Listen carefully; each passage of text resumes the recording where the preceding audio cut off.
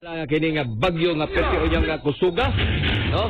So nagyapon tay gamay nga kahayag may gala nga makita. Pinagi ni nga to ang pagtan-aw ato mga kinayahan, no? I hope dili ni mga guba sa bintaw ni nga to mga kinayahan nga nindot kayo, no? Kini ato mga tourist destination bigadalino nga maagian unya, no? Maagian unya atol sa kining pagsudyod sa bagyo, no? Bagyo kay I hope dili ni mga guba intaw ni nga to ang mga kuan ni to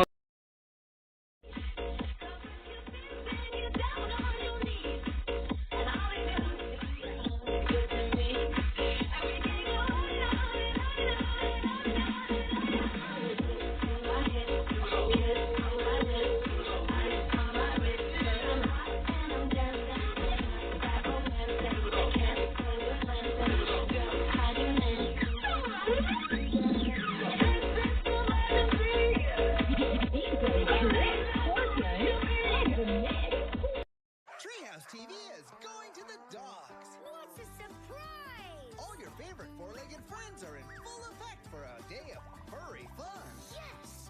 Yes! Oh yeah! Plus a special appearance by Disney Junior's Bluey. So busy. The fur is really going to fly on National Dog Day.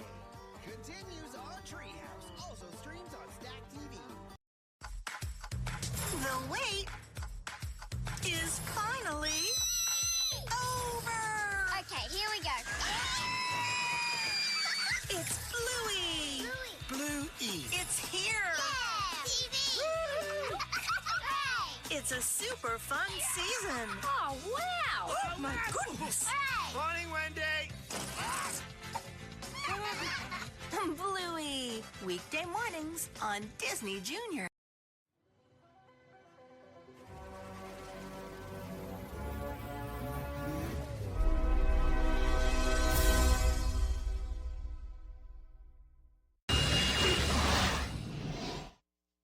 A round of applause for everyone's favorite tisoy, Mr. Alden Richard. Isang bagong parangal ang tinanggap ni Asia's multimedia star Alden Richards bilang isa sa Men Who Matter 2025 mula sa lifestyle magazine na People Asia.